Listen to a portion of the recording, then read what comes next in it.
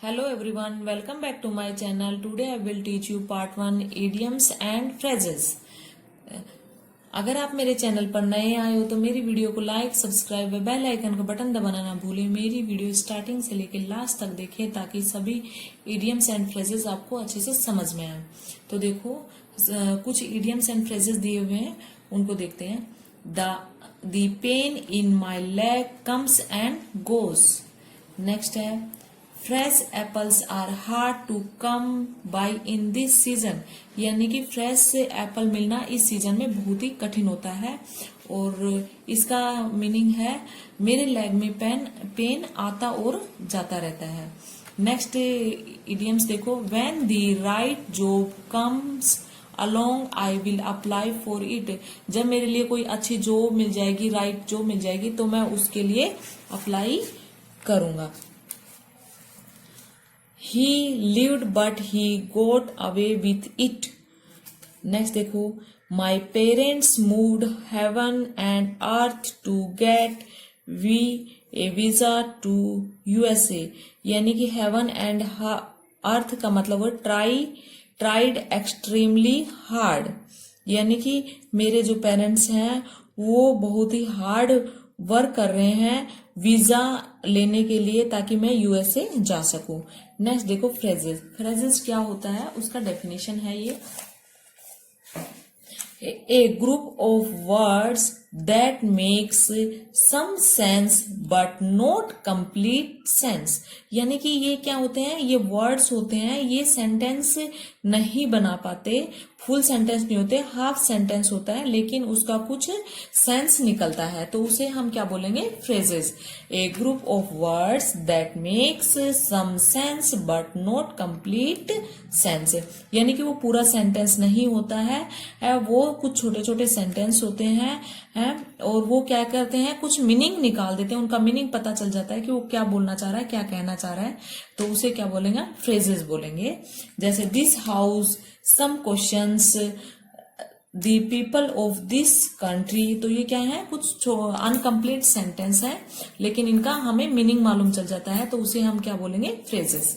Next देखो phrases क्या होते हैं, टू टाइप्स के होते हैं। तो फर्स्ट वन है that have a literary meaning, यानी कि कुछ शाब्दिक अर्थ होते हैं, वो क्या बोलते हैं, उसे फर्स्ट वन फ्रेजेस बोलते हैं। जैसे this house, some questions, this, इस टाइप के जो फ्रेजेस होते हैं वो that comes a literary meaning. Next second types के जो होते हैं phrases that do not have literary meaning, यानी कि इडम्स, मुहावरे बोलते हैं उन्हें, तो यानी कि जो छोटे सेंटेंस होते हैं उनका लिटरेरी मीनिंग नहीं निकल पाता है, तो उसे क्या बोलेंगे हम, इडम्स।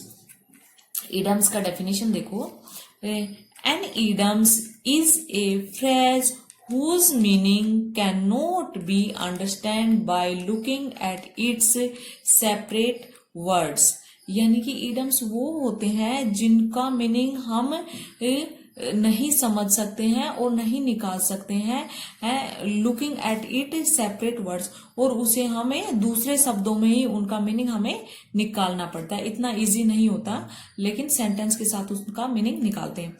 All idioms are phrases but all phrases are not idioms, जो all idioms होते हैं वो phrases हो सकते हैं, idioms phrases हो सकते हैं लेकिन phrases कभी भी idioms नहीं हो सकते हैं। idioms को जब हम यूज करते हैं तो किसी को अनडायरेक्टली कुछ बताने के लिए भी यूज करते हैं। नेक्स्ट देखो, नेक्स्ट है हमारा सम इम्पोर्टेंट idioms। तो फर्स्ट वन है टू बी एन क्लाउड 9, यानी कि टू बी एन क्लाउड 9, तो इसका मतलब होता है to be very hope and excited. तो इसका अभी हम सेंटेंस में यूज करेंगे, वो कैसे करेंगे, he was an cloud 9 after be here the news of this selection. तो ये हमारा इडियम्स है टू बी एन क्लाउड 9। इसका मीनिंग ये होता है to be very hope and excited. तो इसको अभी हमने एग्जाम्पल में ऐसे हम लिख सकते हैं इसको, he was in cloud 9 after be heard the news of this selection. Next देखो second one, to be in hot water. तो इसका जो मीनिंग होता है वो क्या होता है, to be in trouble. Hot water means वो बहुत ही मुश्किल में, टू बी इन ट्रबल। इसका सेंटेंस में कैसे यूज करेंगे, he will be in hot water if he does not get the loan. यानी कि उसे वो लोन नहीं मिला तो वो बहुत ही ट्रबल में हो जाएगा, यानी कि हॉट वाटर में मुश्किल में पड़ जाएगा। नंबर 3 देखो, to be an open book. इसका मीनिंग होता है to have nothing to hide about one's life. यानी कि सेंटेंस में इसको यूज करके देखो, his life is an open book, he has nothing to hide. यानी कि उसके जो लाइफ है वो ओपन बुक की तरह है, उसके पास छुपाने के लिए कुछ भी नहीं है अपनी लाइफ में। नेक्स्ट देखो fourth one, to have memory like a sieve. To have a poor memory, यानी कि उसकी मेमोरी अच्छी नहीं है, याददाश्त उसकी अच्छी नहीं है। तो इसको एग्जाम्पल में कैसे करेंगे, sorry I do not remember your name, I have memory like a sieve. Next देखो, next idioms, to turn a deaf ear. तो इसका मतलब मीनिंग क्या होता है, to ignore, to turn a deaf ear. इसका एग्जाम्पल कैसे करेंगे, he always turn a deaf ear to my advice. Next देखो, नेक्स्ट है fifth number, to turn a blind eyes, to ignore, to not pay attention. उसको ignore करना, उसकी तरफ ध्यान नहीं देना का जो इडम्स है, to turn a blind eyes.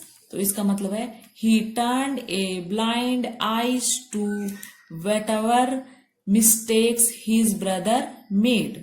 तो इसका एग्जाम्पल में ऐसे करेंगे, यानी कि उसने अपनी आंखें बंद कर ली, उसका भैया कुछ भी मिस्टेक करे। नंबर 6 इडम्स है, to be at someone's back and call.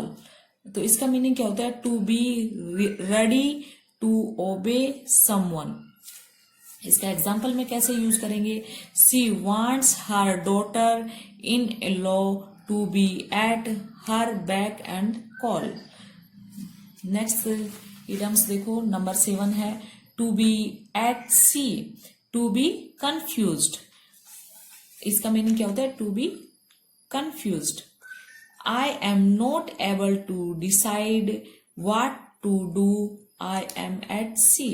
यानी कि वो डिसाइड नहीं कर पा रही है कि वो अभी क्या करे, क्या कर सकती। नेक्स्ट इडियम्स देखो, to make a clean break of something, to make a clean breast of something.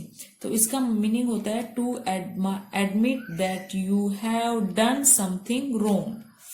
इसका example, he made a clean breast of it and told the police what he had done. Next देखो, to pay through the nose, to pay more than the reasonable price. तो ये क्या है, to pay through the nose.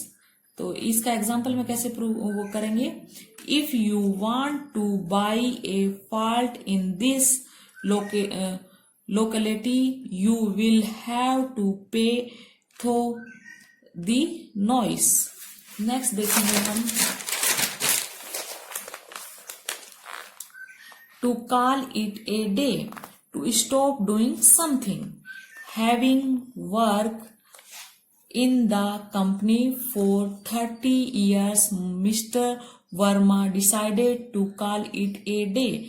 To call it a day का ऐसे sentence में use करेंगे। Next 11, to let the cat out of the bag, to accidentally revolve a secret. इसका example कैसे लिखेंगे? He left the cat out of the bag and told me about their plan, यानी कि अपना secret बता देगा। 12 देखो, to get the wind of something, to know about something that was mean to be kept secret. Next देखो इसका example, he wanted that no one should know about this plan to reason but one of his colours got the wind of it, यानी कि किसी को इस plan के बारे में नहीं पता था, लेकिन एक सहकर्मी ने इस प्लान के बारे में पता था।